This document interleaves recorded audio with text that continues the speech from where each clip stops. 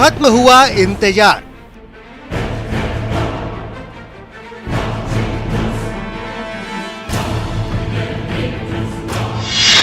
आ गई वो शुभ घड़ी।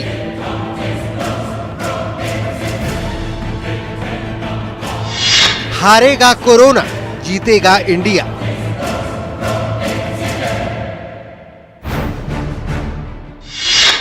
कोरोना पर होगा अंतिम प्रहार।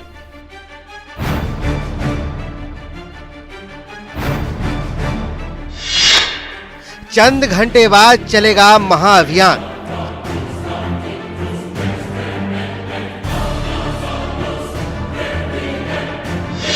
कोरोना के खात्मे के लिए बिहार तैयार।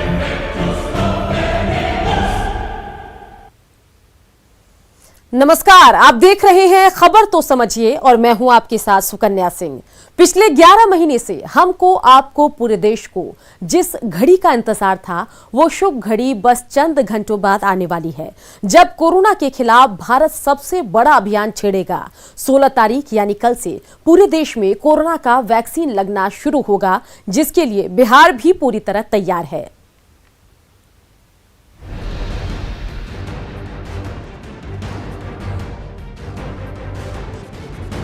सोलह जनवरी दिन शनिवार, समय 10:45। यही वो शुभ मुहूर्त है जब कोरोना पर सबसे बड़ा प्रहार होगा।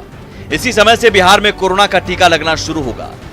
इंदिरा गांधी आयुर्विज्ञान मेडिकल कॉलेज में टीकाकरण अभियान का उद्घाटन खुद मुख्यमंत्री नीतीश कुमार और स्वास्थ्य मंत्री मंगल पांडे वेबकास्टिंग के जरिए करेंगे। जब प्रधानमंत्री जी का संबोधन और प्रसारण होगा तो 2 केंद्र बिहार के सीधा जुड़े रहेंगे, लाइव रहेगा। 300 केंद्रों पे शुरुआत होगी और 2 केंद्र IGIMS, जहां पे माननीय मुख्यमंत्री जी रहेंगे, मैं रहूंगा, अन्य हमारे सभी वरिष्ठ अधिकारीगण रहेंगे। और दूसरा, जैसा मैंने कहा, प्राइवेट सेक्टर के भी 41 सेंटर्स हैं। तो पारस हॉस्पिटल जो है, उस हॉस्पिटल में एक केंद्र रहेगा। इन 2 जगहों से लाइव जुड़े रहेंगे और वहां लोग एक जगह देखते रहेंगे। पहला टीका इंदिरा गांधी आयुर्विज्ञान संस्थान के सफाई कर्मी राम बाबू कुमार को और दूसरा टीका एम्बुलेंस कर्मचारी अमित कुमार को लगाया जाएगा। एक बार विक्ट्री दिखाइए, आप एक बार विक्ट्री दिखाइए। बिल्कुल, देखिए ये राम बाबू हैं, IGMS के सफाई कर्मी हैं, 4th ग्रेड वर्कर हैं, लेकिन सरकार ने सबसे पहले राम बाबू को ही वैक्सीन देने के लिए प्लानिंग की है और राम बाबू को सबसे पहला वैक्सीन दिया जाएगा। यानी बिहार वासी जहां इंतजार में है, वहीं IGMS के सफाई कर्मी राम बाबू ने यह संदेश भी दिया है कि हम सफाई कर्मी जरूर हैं, लेकिन हमारे अंदर भी हौसला है, जज्बा है। पहले दिन बिहार में 300 स्थानों पर टीकाकरण अभियान शुरू किया जाएगा। इसके तहत 30,000 लोगों को टीका लगाने का प्रबंध किया गया है। सरकार की ओर से सभी 9 प्रमंडलीय मुख्यालयों में टीका भेजने का इंतजाम सुनिश्चित कर दिया गया है। राज्य भर के सभी टीकाकरण केंद्रों पर हैंड सैनिटाइजर, मास्क और साफ सफाई की व्यवस्था रखी जाएगी, ताकि टीका लगाने वालों और कर्मचारी हैंड सैनिटाइजर का उपयोग कर सके। साथ ही कोविड-19 संक्रमण से बचाव हेतु साफ सफाई का खास निर्देश दिया गया है। इसके लिए सभी जिलों के जिलाधिकारी और सिविल सर्जनों को निर्देश दिया गया है। न्यूज 18 के लिए पटना से रजनीश कुमार के साथ ब्यूरो रिपोर्ट।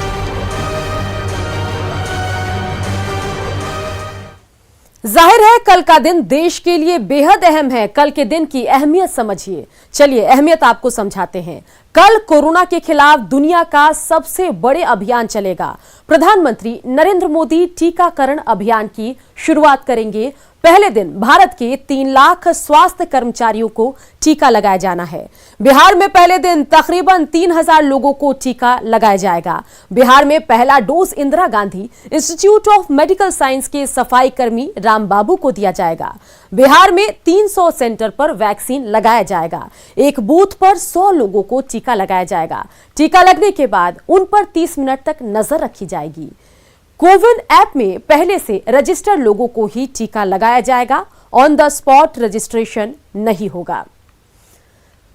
तो चलिए खबरों में बढ़ते आगे, बता दें कि कल से होने वाले कोरोना वैक्सीनेशन के लिए पटना के IGIMS में तैयारी पूरी कर ली गई है। सीएम नीतीश के उद्घाटन के बाद यहां फ्रंटलाइन वॉरियर को कोरोना का टीका दिया जाएगा। वैक्सीनेशन के लिए IGIMS में युद्ध स्तर पर तैयारी चल रही है। कहीं कोई गड़बड़ी ना हो, इसके लिए IGIMS में डॉक्टरों की टीम विशेष सतर्कता बरत रही है।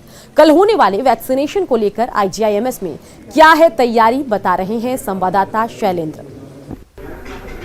कोरोना से लड़ने के लिए वैक्सीन तैयार है और कल से प्रधानमंत्री इसका उद्घाटन करेंगे और यहाँ भी पटना में IGIMS में इसके लिए विशेष तैयारी की गई है। मुख्यमंत्री नीतीश कुमार यहाँ उद्घाटन करेंगे। इस वक्त IGIMS के जो डॉक्टरों की पूरी टीम यहाँ पर मौजूद है, डायरेक्टर यहाँ पर मौजूद है और बाकी जो तमाम जो IGIMS के जो अधिकारी हैं वो इस वक्त यहाँ पर मौजूद हैं। डायरेक्टर साहब से हम बात करते हैं, क्या तैयारी है सर कल के लिए, क्योंकि काफ़ी इंतजार था लोगों को कल के दिन का। अब इंतजार का घड़ी खत्म हो रहा है। कल सबको मतलब वैक्सीन पूरा कंट्री में लगने वाला है और बिहार में हमारे IGIMS को ही चुना गया है, जहाँ से ऑनरेबल CM साहब दिल्ली में ऑनरेबल PM साहब का साथ बात करेंगे। यही रूम में जहाँ आप लोग खड़ा है, यही हमने इंतजाम किया है। CM साहब यहाँ आएंगे मॉर्निंग में, तो तैयारी हमारा पूरा है। वैक्सीनेशन कमरा भी पूरे तरीके से तैयार होगा और वो वहाँ भी वैक्सीनेशन कमरा साथ में ही है। तो किसी को कोई तकलीफ न हो इसके लिए क्या खास बंदोबस्त आप लोगों ने किया है, क्योंकि नया वैक्सीन है, नए तरीके का चीज है, लोगों को अभी बहुत जानकारी इसके लिए नहीं है। नया वैक्सीन है but through out the world ये फर्स्ट नहीं है, सारा अदर डेवलप कंट्री में ऑलरेडी शुरू हो गया और वहाँ कोई सिम्टम नहीं है, जैसा कोई भी नॉर्मल जैसा आपको चिकन पॉक्स या कोई भी वैक्सीन लगाता है, थोड़ा बहुत बुखार होता है और एक आध दिन में ठीक हो जाता है। और जहाँ पे वैक्सीन होता है हो सकता है हुआ थोड़ा पेन होगा, एक आध घंटा में वो ठीक हो जाएगा, तो इसलिए डरने का कोई बात नहीं है। बिल्कुल पूरी तरीके से आप तैयार हैं? हम लोग पूरा तैयार है। ये वैक्सीनेशन रूम है और यहाँ भी पूरा तैयारी है। जैसे पहले यहाँ के अपना आइडेंटिटी कार्ड दिखाएगा और लिस्ट के साथ जब टास्क टैली हो जाएगा तो फिर वो वैक्सीनेशन वो सारा वैक्सीनेटर लोग रहेगा, वो वैक्सीन यहाँ दिया जाएगा, फिर इसी गेट से बाहर जाएगा, फिर वहाँ जाके आधा घंटा ऑब्जर्वेशन रूम में ऑब्जर्वेशन में रहेगा। तो बिल्कुल हमारा इंतजार खत्म हो गया और कल का दिन हमारे लिए काफ़ी महत्वपूर्ण दिन है, ऐतिहासिक होगा भारत के लिए, क्योंकि कल हम कोरोना से दो हाथ लड़ने जा रहे हैं। कैमरा पर्सन दीपक के साथ शैलेंद्र, न्यूज़ 18 पटना। तो चलिए इस पूरे खबर को भी समझ लेते हैं। बता दें कि फिलहाल फ्रंट लाइन वर्कर्स को ही टीका लगेगा, उसके बाद चरण दर चरण आपकी बारी आएगी। लेकिन यह जानना जरूरी है कि वैक्सीन के रजिस्ट्रेशन के लिए आपको क्या करना होगा।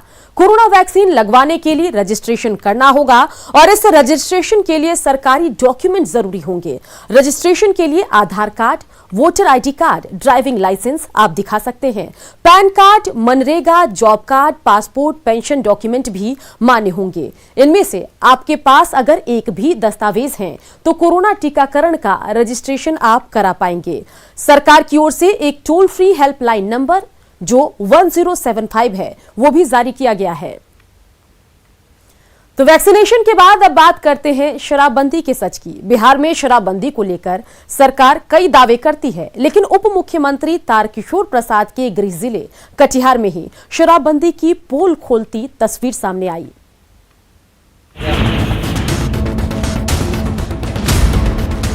आग की धधकती भट्टियों के ऊपर रखे इन बड़े बड़े बर्तनों को देखकर धोखा मत खाइएगा। यहाँ कोई खाना नहीं बन रहा है, बन रही है देसी शराब।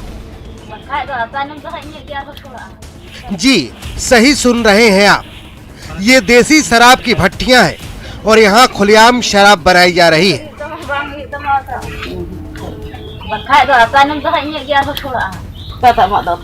और तो और ऐसी भट्टियों में बियर बार जैसा नजारा देखने को मिलता है। यहीं शराब बनती है और यहीं पर लोग खुलेआम शराब पीते भी हैं। कटिहार में इस तरह की कोई अकेली शराब भट्टी नहीं है, ऐसी अनगिनत शराब की भट्टियां इस इलाके में फैली हुई हैं। यह इलाका बिहार बंगाल को जोड़ता है और ये बिहार बंगाल के मुख्य मार्ग है। इस मार्ग से खुले तौर पर शराब के अनजान की चर्चा तो होते ही रहता है, साथ ही ये जो पूरा इलाका है, इस इलाके में धधकते भट्टियों में शराब की खोलना एक आम बात हो गई है। ये हालात तब हैं जब पुलिस और उत्पाद विभाग लगातार ये दावा करता आ रहा है कि शराब का अवैध कारोबार करने वालों के खिलाफ लगातार कार्रवाई की जा रही है। झारखंड का भी हमारे पास बॉर्डर है, उसके अतिरिक्त बंगाल का भी बॉर्डर है, तो हम लोग तो हमेशा लगे हुए हैं और छापेमारी कर रहे हैं। और छापेमारी के बाद हम लोग बरामदगी भी करते हैं, जेल भी भेजते हैं। लेकिन जो तस्कर है वो नया तरीके से इजाद करते हैं। बिहार बंगाल के बॉर्डर वाले कटिहार जिले की ये तस्वीर बताने के लिए काफी है कि बिहार में शराबबंदी का सच क्या है। न्यूज 18 के लिए कटिहार से सुब्रत गुहा की रिपोर्ट। चलिए, रिपोर्ट आपने देखी, अब खबर को भी समझ लेते हैं। किसी भी इलाके में शराब का धंधा अगर चल रहा है तो वो पुलिस की नाकामी है।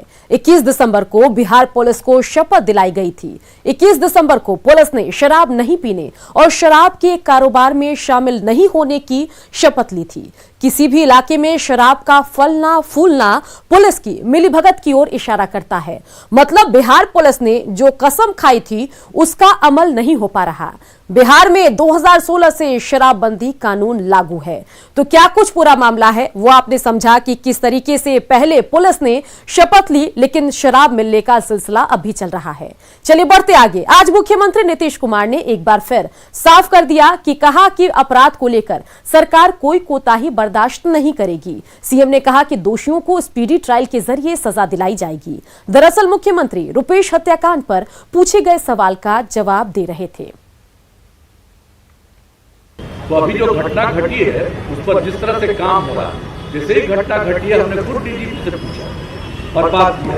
ये लोग स्पेशल टीम बना करके देख रहे हैं, लेकिन आप जान लीजिए ये किसी से परमिशन लेकर के करता है आपके और पुलिस काम कर रही है। और जो भी पुलिस वाला अगर अपने काम को नहीं निभाता है उस पर भी कार्रवाई होती है। अगर कहीं किसी की हत्या हो और आप जानते हैं हत्या करने वाले पर कितनी कार्रवाई होती है और उसके लिए कानून बना हुआ है और कोर्ट से भी उनको होगा। और इसके बारे में पूरी जानकारी पूरा पुलिस कर रहा है और जाएगा और इसका ट्रायल कराने का इंतजाम किया जाएगा ताकि कोई भी जो इसके लिए जिम्मेवार होगा, जो भी इसका लिए अपराधी होगा, उसके ऊपर सख्त कार्रवाई तत्काल हो। लेकिन मुझको भरोसा है अभी डीजीपी ने मुझको जो आश्वस्त किया है कि पूरे तौर पर एक तरफ से लगा हुआ है, यहाँ का एसपी से लेकर के आईजी से लेकर के और टीम बना करके लगे हुए हैं।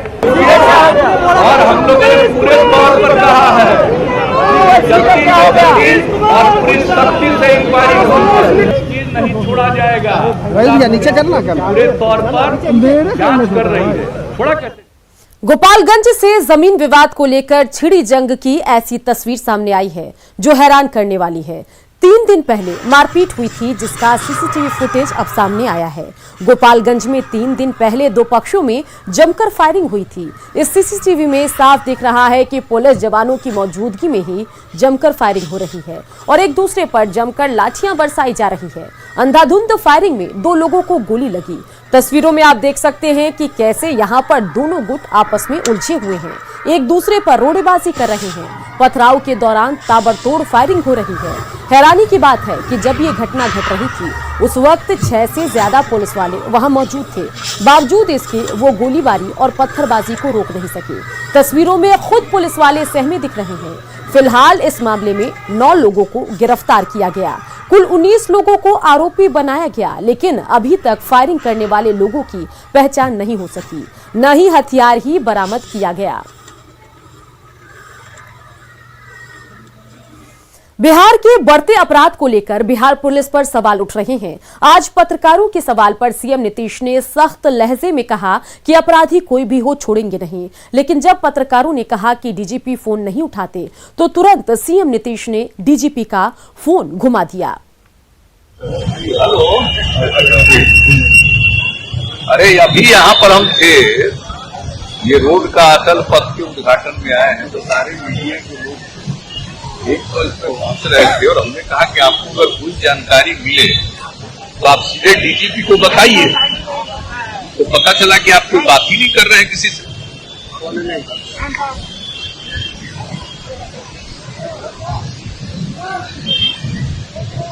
नहीं, वो ठीक है, लेकिन आप आज हमने कह दिया है लोगों को, सारे पत्रकार लोगों को, कि अगर आप लोगों को भी कोई डाउट रहे कि साहब इस तरफ से हो सकता है कि कोई किया हो गड़बड़, तो अगर कहीं से कोई अपराधी के बारे में, तो इसकी बात उनको सीधे बताइए। हमने कहा था पहले पुलिस को, तो हमने कहा कि नहीं, सीधे डीजीपी को बताइए।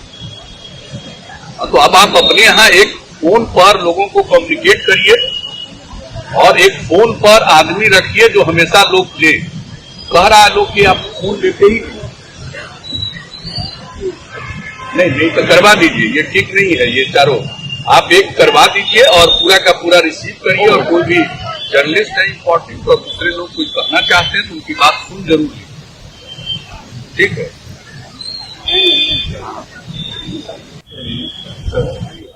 पटना के लोगों को आज एक बड़ी सौगात मिली। मुख्यमंत्री नीतीश कुमार ने आर ब्लॉक से दीघा सड़क का उद्घाटन किया। 6 लेन वाली ये सड़क विकास की एक और तस्वीर है, जिससे पटना के लोगों को जाम से निजात मिलेगी।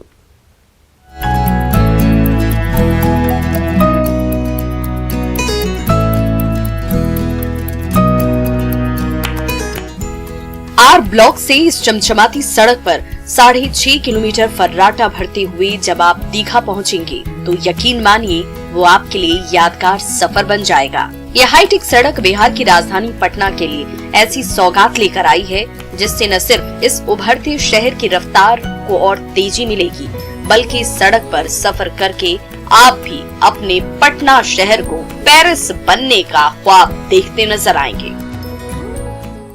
यहाँ पे 6 लेन को काफ़ी आकर्षक बनाया गया है। 6 लेन के पास जो है दोनों तरफ दीवारों पे सुंदर कारीगरी की गई है, पेंटिंग्स बनाए गए हैं, फाउंटेन लगाए गए हैं, तहाँ से रंगीन पानियाँ वहाँ से गिरेंगी, लोगों को आकर्षक देखने में लगेगा।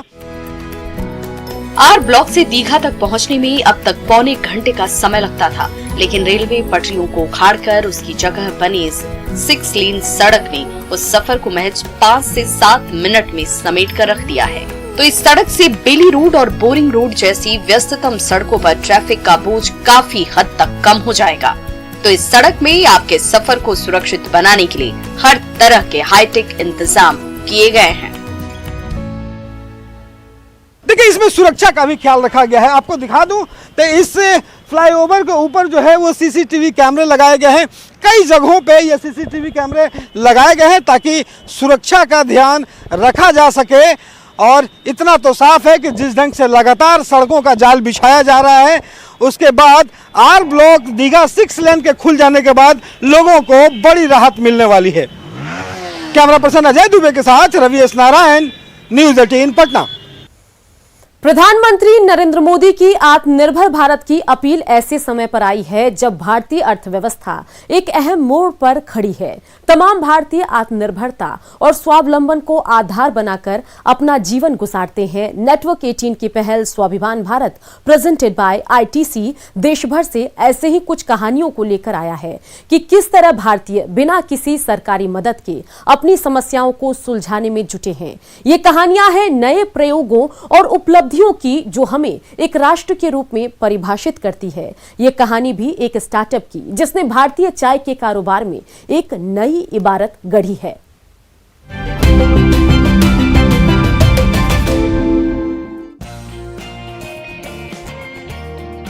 बादाम इंडिया के बालासारदा भारतीय चाय को ग्लोबल मार्केट में उस मुकाम पर पहुंचाने में जुटे हैं जिसकी वो वाकई में हकदार हैं।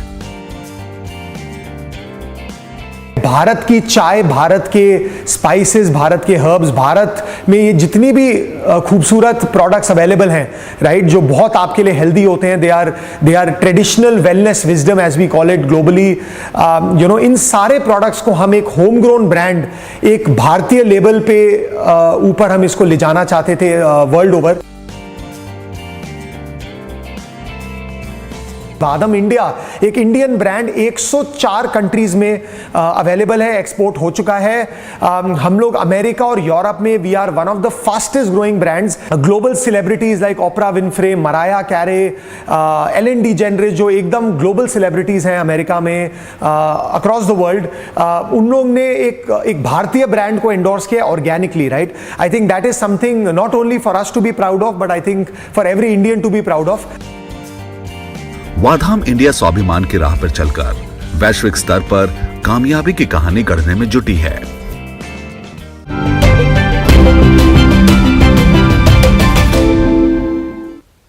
भारत से ऐसी ही सफलता की और कहानियां देखने के लिए बने रहे नेटवर्क 18 की खास पहल आईटीसी प्रेजेंट्स स्वाभिमान भारत के साथ, और बने रहिए न्यूज 18 बिहार झारखंड के साथ, क्योंकि लगातार चलता रहेगा खबरों का सफर।